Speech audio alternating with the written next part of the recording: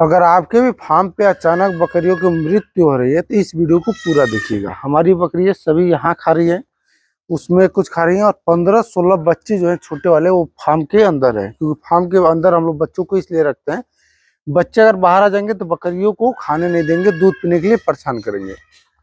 Topic पे आते हैं। देखिए, सबसे बड़ी समस्या यह है बकरी पालन में कि जो लोग नॉलेज नहीं रखते हैं वो लोग भी बकरी खरीद ले रहे हैं। हमारे पास कल एक मैसेज आया था कि जिसके पास पैसा नहीं होगा उसको आप ट्रेनिंग नहीं देंगे क्या। देखिए, ट्रेनिंग देना ना देना अलग बात है, लेकिन अगर आपके पास पैसे नहीं है, 1000 रुपये, मैं 1000 रुपये में लाइफ टाइम ट्रेनिंग और लाइफ टाइम मेंबरशिप का देता हूँ। मेंबरशिप ये होता है कि अब जब भी कॉल करेंगे हमसे बात हो जाएगी। लेकिन जिनके पास 1000 रुपये नहीं है, अगर उसकी बकरी बीमार हो जाए या फिर वैक्सीन लगाना हो तो कहाँ से लगाएगा। बकरी मैं इसलिए नहीं चाहता कि बकरी वो लोग ना पाले जिनके पास पैसे नहीं है। कहने का मतलब यह है कि जो बकरी आप देख रहे हैं 10,000 से लेकर 15,000 की एक बकरी है। जो बकरी बड़ी वाली, बच्चे की बात नहीं कर रहे हैं, उधर भी बकरियां हैं। और ब्रीडर हमारा एक है 25,000 का, एक है 30,000 का, ठीक ना। 2 ब्रीडर हम लोग रखे हैं। और मैं उनको वैक्सीन ना करूं तो हमारे फार्म पे बीमारी आएंगी, बकरियां और बच्चे और साथ में ब्रीडर भी मर जाएंगे, तो लॉस तो बहुत भारी होगा। देखिए, बकरी पालन में अचानक मृत्यु क्यों होती है बकरियों का। एक तो बीमारी होती है एंटेरोटॉक्सीमिया। एंटेरोटॉक्सीमिया क्या होता है, इसमें क्या होगा, अचानक बकरी खा रही है। मैंने देखा है, लाइव देखा। मैं शुरू में जब 2018 में बकरी पालन शुरू किया था तब की बात है। बकरी खा रही थी, हम लोग बैठे हुए थे देख रहे थे, अचानक बकरी गिरी, मुंह से झाग आया और मर गई। बहुत लोगों के फार्म पे होगा, इस वीडियो को पूरा देखिएगा, मैं जो बात बता रहा हूँ। बकरी खा रही है, अचानक गिर के मर जाएगी, या फिर बकरी है समझ लीजिए और घूम रही है, फिर गिर के मर जाएगी। पेट में दर्द होगा, गिर के मर जाएगी।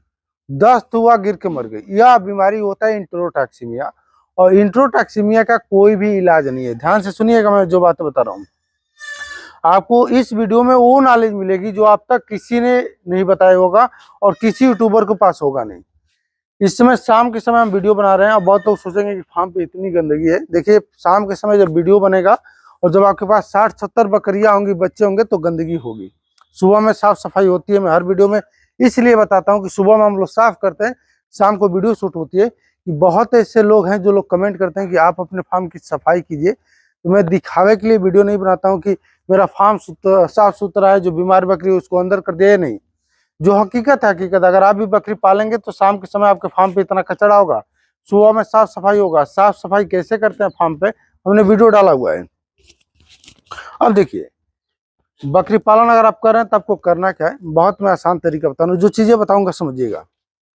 वैक्सीन 3 आपको लगानी है बकरी पालन। मैं वैसे 2 ही वैक्सीन लगाता हूँ, 3 वैक्सीन कभी नहीं लगाता हूँ। 2 वैक्सीन कौन कौन सा लगाता हूँ, एक वैक्सीन मैं पीपीआर का करता हूँ और एक ईटी का करता हूँ।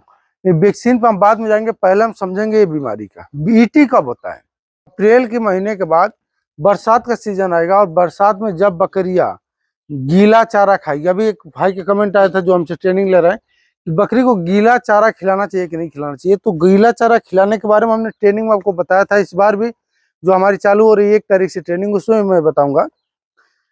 बकरी को जब भी खेत से हम चारा काट कर लाएंगे तुरंत नहीं लाकर डालना है, उसको 4 घंटे के लिए खड़ा कर देंगे। जैसे मान लीजिए आपका चारा कटिंग मशीन है, ऐसे दीवार हर जगह होता है जहाँ पे हम चारा काटते हैं, तो खेत से चारा काट कर लाइए और दीवार के सहारे खड़ा कर दीजिए 3-4 घंटा।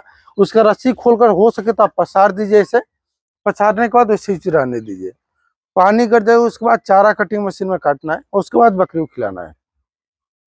ईटी बीमारी की बात करें तो पूरा संपूर्ण हम ईटी के बारे में जान लें। ईटी देखिए, एक तरह का क्लोस्ट्रिडियम परफिगनेस नाम के बैक्टीरिया होता है, जो कि आंतों में होते हैं। और जब वो उसकी संख्या बढ़ जाती है तो एक तरह का जहर, विष कह सकते हैं, जहर प्रोड्यूस करते हैं। और वह जहर ब्लड में मिलकर मस्तिष्क में जाता है और बकरी मिर्गी खाकर गिर के मर जाती है। अचानक ये बीमारी आती है और इसका कोई इलाज नहीं है, क्योंकि जब तक आप बीमारी को समझेंगे ना उतने देर में बकरी मर जाएगी। समझ रहे हैं ना।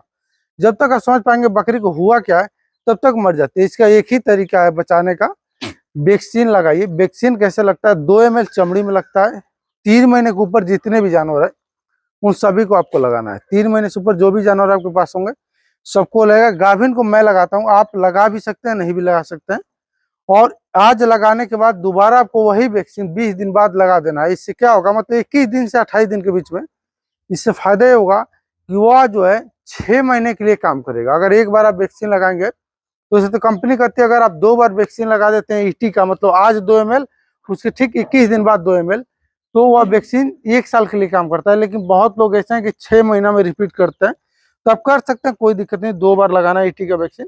और इससे आपके फार्म पे अचानक होने वाली मोर्टिलिटी रुक जाएगी। जो बकरियां अचानक बीमार होकर मर जा रही है या फिर अचानक मरती है, मतलब खा रही है, खाते खाते मर जाएगी, सुबह फार्म में जाएंगे उससे मर जाएगी। अगर आपके भी फार्म पे ऐसा हुआ है तो आप कमेंट में जरूर हमें बताइएगा। और ये ध्यान रखिए, बकरी पालन करें तो ट्रेनिंग जरूर लीजिए, बिना जानकारी का बकरी पालन ना करें, क्योंकि 10 बकरी आप ला रहे हैं पालने के लिए, इसका मतलब आप सोच रहे हैं कि बड़ा बिजनेस हम करेंगे, लेकिन आप सही से नहीं कर पाएंगे तो बकरी आपकी मरेंगे, और मरेंगी तो बहुत ज्यादा नुकसान होगा। तो इस बात को आप ध्यान रखेंगे, और जो चीजें मैं बता रहा हूँ उसको समझ गए अगर आप, तो बकरी पालन में लॉस नहीं होगा। बच्चों को बचाइए जितना हो सके, और मैं हर वीडियो में कुछ ना कुछ नया नया नॉलेज देता हूँ, और सभी वीडियो को अगर आप देखते हैं और ट्रेनिंग भी ले लेते हैं तो आप बकरी पालन में फेल नहीं होंगे। बिना जानकारी का कोई भी बिजनेस घाटे का सौदा होता है, ये ध्यान रखिएगा।